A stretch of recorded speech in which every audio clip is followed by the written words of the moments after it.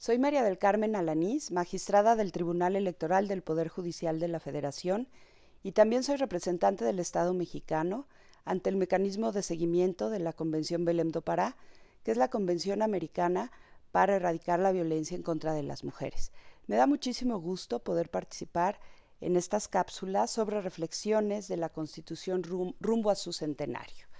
Y yo quisiera compartir con ustedes algunas reflexiones sobre los derechos políticos electorales de las mujeres y su evolución en el constitucionalismo mexicano. Ustedes podrán imaginarse que el día de hoy, exactamente en el año 2016, en el último trimestre de 2016, ya justo para incorporarnos al año en el que festejaremos el centenario de nuestra Constitución de 1917, las mujeres tenemos una participación mucho más visible en los espacios de toma de decisión pública. Sin embargo, fue hasta 1953 cuando se nos reconoció a las mujeres como ciudadanas. Antes de ese año, no podíamos votar y no podíamos ser electas. Si bien ya son más de 60 años, lo cierto también es que no fuimos de los primeros países en el mundo que reconocieron este derecho a las mujeres, y precisamente por eso escogí este tema, porque es a través de las reformas constitucionales como las mujeres, una vez que llegan las mujeres al poder legislativo, al constituyente permanente y logran las reformas constitucionales, es como podemos avanzar en el reconocimiento de nuestros derechos, avanzar en el ejercicio pleno, no todavía ejercicio pleno de todos nuestros derechos humanos, pero también es como podemos avanzar en la conformación de los distintos órganos de gobierno, en los distintos niveles de gobierno, para la participación en la toma de decisiones públicas en los tres poderes, en los ejecutivos, en los legislativos y en los judiciales. Por eso, las reformas constitucionales en materia de reconocimiento de los derechos políticos de las mujeres, de los derechos humanos de las mujeres, es fundamental. Esta batalla que inició desde el siglo XIX, siglo XX,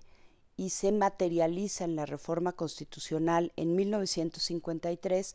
cuando se modifica precisamente el artículo 35 constitucional, ya nos reconoce como ciudadanas. Y formalmente podíamos votar y ser electas, pero se necesitaba la ley reglamentaria y, por supuesto, la primera elección a nivel federal, que se llevó a cabo 2 años después, en 1955, para que las mujeres pudiéramos votar y ser electas. Otra reforma que fue muy importante es en 1974,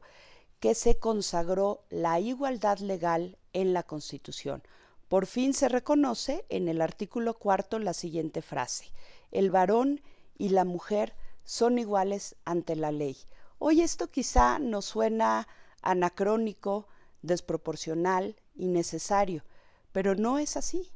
Establecer en la Constitución que la mujer y el varón somos iguales significa que tenemos los mismos derechos y podemos participar en igualdad de condiciones. Antes se reconocían los derechos políticos a los ciudadanos. La interpretación es que porque se encontraba redactado en masculino, entonces las mujeres no teníamos los derechos. Se nos reconoce primero el derecho político a votar y ser electas, y hasta 1974 la igualdad ante la ley del varón y la mujer.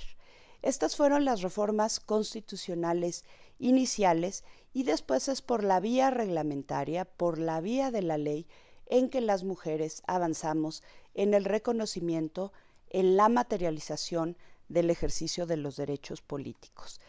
No fue sino hasta el año 2001 cuando se vuelve a introducir otra reforma muy importante para las mujeres. Se reforma el artículo 1 de nuestra Constitución,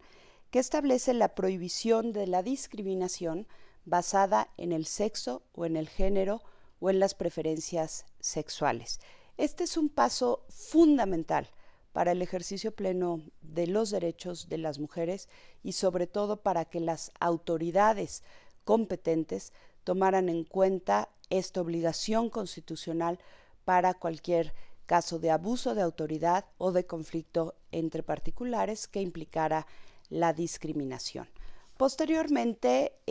únicamente se llevan a cabo reformas legales muy importantes que se aprueban bajo los principios ya establecidos en la Constitución de igualdad,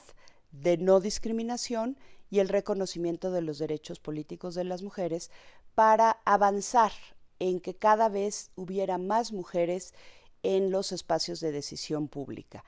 México optó por un sistema de acciones afirmativas, un sistema de cuotas, y precisamente en la década de los años 2000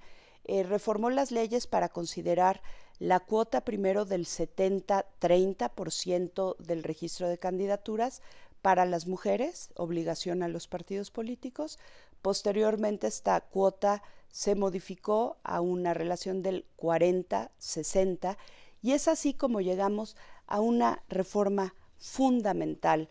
a nuestra Constitución, que es al artículo 41 constitucional en el año 2014. México abandona las acciones afirmativas y reconoce el principio y la regla de la paridad, obligando a todos los partidos políticos a registrar al 50% de sus candidaturas mujeres y al otro 50% de candidaturas que recaigan en varones para todos los cargos a elegirse en el Congreso General y en los congresos de los estados. Desafortunadamente la Constitución se quedó corta, o la reforma constitucional se quedó corta, a pesar de las eternas negociaciones y presión de las mujeres legisladoras, de organizaciones de la sociedad civil, y no consideró el espacio municipal. Sin embargo, con las reformas al artículo primero constitucional que se aprobaron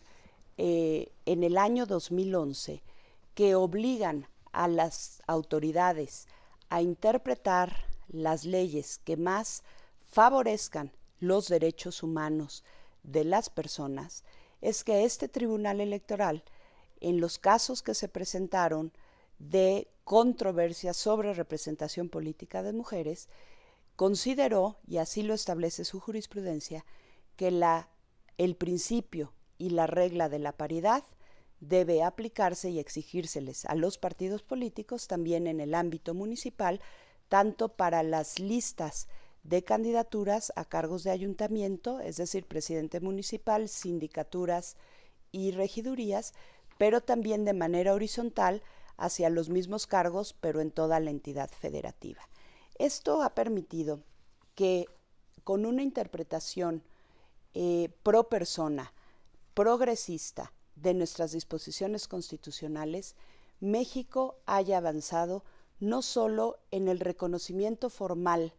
de los principios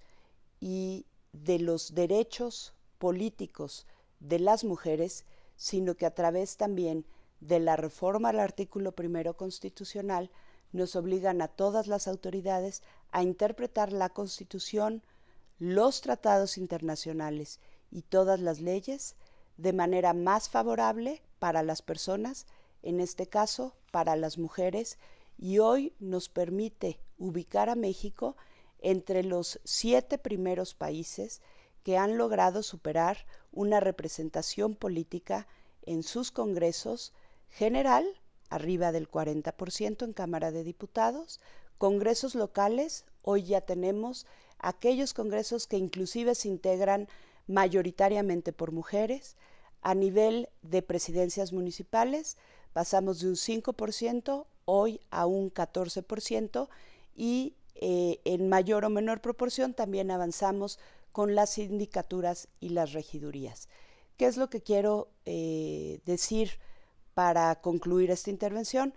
Que nuestra Constitución en estos 100 años, fundamentalmente en la segunda mitad, ha sido fundamental como instrumento, como ley suprema que ha permitido el reconocimiento y el pleno ejercicio de los derechos políticos de las mujeres. ¿Falta mucho por hacer? Sí. Hay todavía reformas constitucionales pendientes que retomen y cumplan sus obligaciones como Estado de la representación política y los derechos de las mujeres indígenas, de las mujeres rurales y sobre todo las obligaciones para que no haya lugar a una interpretación equívoca que disminuya la representación política de las mujeres en otros ámbitos como es el municipal. Muchas gracias y felicidades por este esfuerzo para reflexionar en torno a los 100 años de nuestra Constitución Política de México.